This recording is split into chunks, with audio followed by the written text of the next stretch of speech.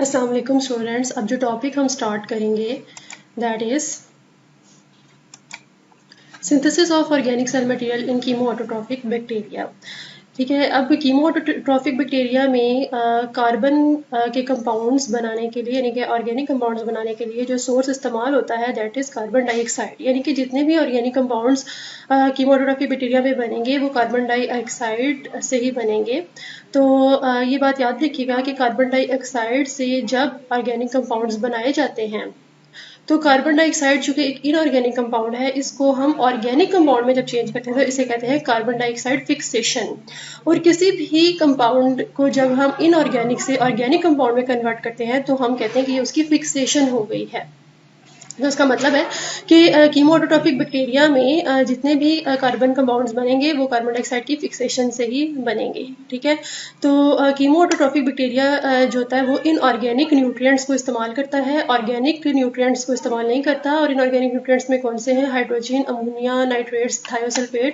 और इन तमाम inorganic nutrients की ब्रेकडाउन करेगा और उससे जो एनर्जी रिलीज होगी उसको इस्तेमाल किया जाएगा कार्बन डाइऑक्साइड की फिक्सेशन करने के लिए।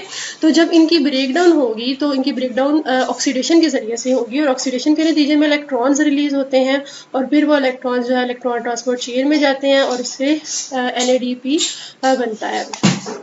ठीक है, तो जो NADP और ATP होता है ना, ये दोनों चाहिए होते हैं कार्बन डाइऑक्साइड फिक्सेशन करने के लिए। तो सबसे पहले क्या होगा, इन तमाम न्यूट्रिएंट्स की ब्रेकडाउन होगी, ऑक्सीडेशन होगी और उससे ATP प्रोड्यूस होगी, उससे NADPH प्रोड्यूस होगी और फिर ये दोनों जब प्रोड्यूस होंगे तो फिर बाद में इन दोनों को इस्तेमाल करके कार्बन डाइऑक्साइड की फिक्सेशन की जाएगी।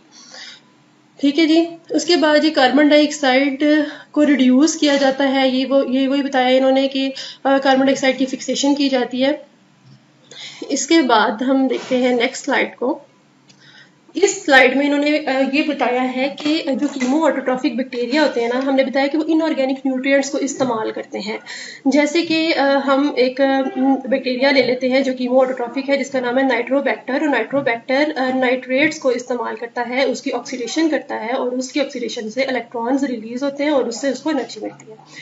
तो यहाँ पर जो नाइट्रोबैक्टर है ये जो इनऑर्गेनिक न्यूट्रिएंट्स को ले रहा है और उससे जो इलेक्ट्रॉन्स रिलीज हो रहे हैं वो इलेक्ट्रॉन्स इलेक्ट्रॉन ट्रांसपोर्ट चेन में इस लेवल पर नहीं एक्सेप्ट किए जाते बल्कि वो दूसरे लेवल पे एंटर होते हैं। अब इस बात की क्या मतलब होता है, आपने पढ़ा था कि इलेक्ट्रॉन ट्रांसपोर्ट चेन जो थी वो स्टार्ट कहाँ से हुई थी? जब NADPH2 जो था वो NADP में चेंज हो गया था और इससे इलेक्ट्रॉन्स रिलीज हुए थे। ठीक है, मगर ये यहाँ पर इसके इलेक्ट्रॉन्स जो है वो इस लेवल पे एंटर नहीं होते हैं। ठीक है, इसकी वजह ये है कि जो रिडॉक्स इलेक्ट्रॉन पोटेंशियल है ये नाइट्रेट का वो हायर है बनिस्बत NADPH के रिडॉक्स पोटेंशियल के। ठीक है, अब रिडॉक्स इलेक्ट्रॉन पोटेंशियल क्या होता है? यानी कि इलेक्ट्रॉन को अपनी तरफ खींचने की सलाहियत। ठीक है, तो इलेक्ट्रॉन्स चूंकि इलेक्ट्रॉन्स को खींचने की सलाहियत इसके अंदर ज़्यादा है और इसके इलेक्ट्रॉन्स जो हैं वो इसके पास ही रहेंगे, वो इलेक्ट्रॉन्स इधर नहीं जाएंगे क्योंकि इसकी इलेक्ट्रॉन्स को खींचने की सलाहियत यानी कि रिडॉक्स इलेक्ट्रॉन पोटेंशियल वैल्यू कम है। ये हम यहाँ से देखते हैं, पिछली स्लाइड पे देखते हैं हम कि ये जो E' वैल्यू है this is called redox electron potential. ठीक है, तो ये हमारे पास हमने देखा कि इस नाइट्रेट्स की रिडॉक्स इलेक्ट्रॉन पोटेंशियल ज़्यादा है और इसकी रिडॉक्स इलेक्ट्रॉन पोटेंशियल कम है। और जो आपकी बुक में वैल्यू भी दी हुई है कि जो हमारे पास नाइट्रेट्स और नाइट्राइट्स की इलेक्ट्रॉन पोटेंशियल वैल्यू है वो है दैट इज माइनस में वैल्यू है, इट्स वैल्यू इसकी वैल्यू है प्लस में दैट इज 0.35 वोल्ट्स। ठीक है, तो जबकि हमारे पास ये दूसरी इसकी प्लस में वैल्यू है, जबकि हमारे पास NADPH की वैल्यू जो है दैट इज 0.32 वॉट्स, ठीक है। तो हमारे पास चूंकि ये प्लस में वैल्यू है तो ये वैल्यू ज़्यादा है, जबकि इसकी वैल्यू माइनस में आती है, क्योंकि इसके सामने ये माइनस का लेवल भी दिया हुआ है और इसकी ये बिल्कुल इसके सामने नज़र आ रहा है। तो इसकी वैल्यू चूंकि माइनस में है लिहाजा इसकी वैल्यू कम है, और इसकी वैल्यू चूंकि आपको ये यहाँ नज़र आ रहा है इसकी वैल्यू प्लस में है, और इधर यहाँ तक जो वैल्यू बनती है वो प्लस 0.35 बनती है इस लेवल पे आके। तो इलेक्ट्रॉन्स जो हैं वो फिर इसका मतलब है कि वो इस लेवल पे एंटर नहीं होंगे, इलेक्ट्रॉन जो है वो इस लेवल पे एंटर होंगे। तो इसका मतलब है जब इलेक्ट्रॉन्स यहाँ से एंटर होंगे तो वो यहाँ से आगे फॉरवर्ड जाएंगे, तो फिर जो है हमारे पास इस लेवल पे जो एटीपी वगैरह प्रोड्यूस होती है वो नहीं प्रोड्यूस होगी, क्योंकि वो इस जगह से एंटर ही नहीं हुए। तो इसका मतलब है कि ये एक एनर्जी डिसएडवांटेज पर है।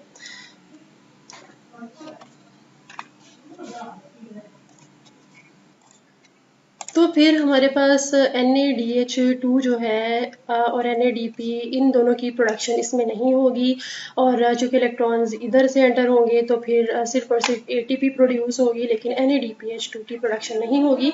तो फिर NaDPH2 और ATP दोनों इसको चाहिए ताकि कार्बन डाइऑक्साइड की फिक्सेशन कर सके। तो NaDPH2 की प्रोडक्शन ये किस तरीके से करेगा, इसके अंदर एक मैकेनिज्म है जिसे हम कहते हैं रिवर्स इलेक्ट्रॉन फ्लो या ATP डिपेंडेंट NaDPH2 प्रोडक्शन, यानी कि NaDPH2 को ये प्रोड्यूस करेगा मगर वो ATP को ब्रेक करेगा, और ATP को ब्रेक करके जो एनर्जी निकलेगी उस एनर्जी के ज़रिए से NaDPH2 की प्रोडक्शन की जाएगी, और इसी मेथड को रिवर्स इलेक्ट्रॉन फ्लो भी कहते हैं। तो ये इसको डिस्कस कर लेते हैं। रिवर्स इलेक्ट्रॉन फ्लो किस तरीके से होता है, इसमें ये क्या करेगा, यहाँ पर आप देखें कि ये लिखा हुआ है ATP टूट रहा है और वो ADP में चेंज हुआ है। अब इससे जो एनर्जी लिबरेट हुई है उस एनर्जी से इन इलेक्ट्रॉन्स को एनर्जी प्रोवाइड की जाएगी। ये हायर लेवल पर इलेक्ट्रॉन्स चले जाएंगे, यानी कि इस लेवल पे आ जाएंगे, और फिर यहाँ पर आने के बाद में फिर यहाँ से एब्जॉर्ब हो जाएंगे, और उनके इलेक्ट्रॉन पोटेंशियल जो होगा वो यहाँ पर इसका हाई हो जाएगा और ये इलेक्ट्रॉन्स को एक्सेप्ट कर लेगा इस तरीके से। तो ये तो था हमारे पास रिवर्स इलेक्ट्रॉन फ्लो में डिस्कस कर लिया।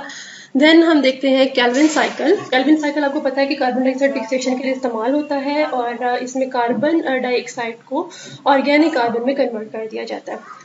तो केल्विन साइकिल की रिक्वायरमेंट ये होती है कि इसमें एक तो हमें कार्बन डाइऑक्साइड चाहिए जिसकी हमें फिक्सेशन करनी है, दूसरा कार्बन डाइऑक्साइड का एक्सेप्टर चाहिए जो कार्बन डाइऑक्साइड को एक्सेप्ट करता है, दैट इज राइबोलोज डाइफॉस्फेट, ठीक है। और थर्ड इसके अंदर हमें चाहिए होती है एक NaDH2 और हमें चाहिए होता है ATP, ठीक है। तो ये सब चीज़ें इसमें रिक्वायर्ड है। तो आप यहाँ पर देखें कि सबसे पहले कार्बन डाइऑक्साइड जो है वो राइबोलोज डाइफॉस्फेट के साथ अटैच हुआ, और उसके बाद में हमारे पास ये 3-फॉस्फोग्लिसरिक एसिड बन गया। देन 3-फॉस्फोग्लिसरिक एसिड के अंदर ATP और NaDPH2 जो हमें चाहिए था वो इसमें इसके साथ अटैच हुआ, और इसके बाद देन ये हमारे पास कंपाउंड बन गया है 2-ग्लिसरल्डिहाइड 3-फॉस्फेट।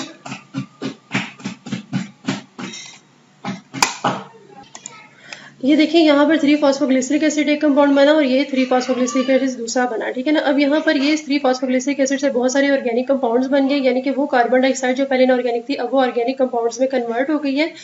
ये जो एक 3-फॉस्फोग्लिसरिक एसिड है ये दोबारा से साइकिल बैक हो रहा है, रीजनरेट हो रहा है। दोबारा से साइकिल इसलिए हो रहा है ताकि राइबोलोज डाइफॉस्फेट दोबारा से रीजनरेट हो जाए, और ये हमारे पास एक्सेप्टर है कार्बन डाइऑक्साइड मॉलिक्यूल का, क्योंकि ये जब अवेलेबल होगा तो तभी कार्बन डाइऑक्साइड इसके साथ कंबाइन कर सकेगा। तो एक साइकिल में एक कार्बन डाइऑक्साइड का मॉलिक्यूल फिक्स होता है, और जितने ज़्यादा राइबोलोज डाइफॉस्फेट अवेलेबल होंगे उतने ही कार्बन डाइऑक्साइड कंबाइन करेंगे और वो फिक्स होते रहेंगे।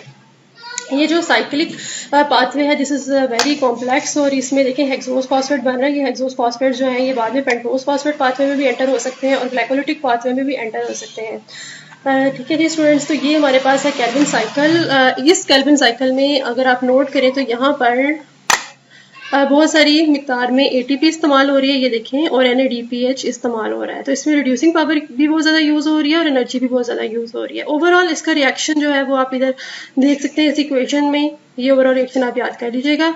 तो यहाँ पर हमारा केल्विन साइकिल कंप्लीट हो जाता है।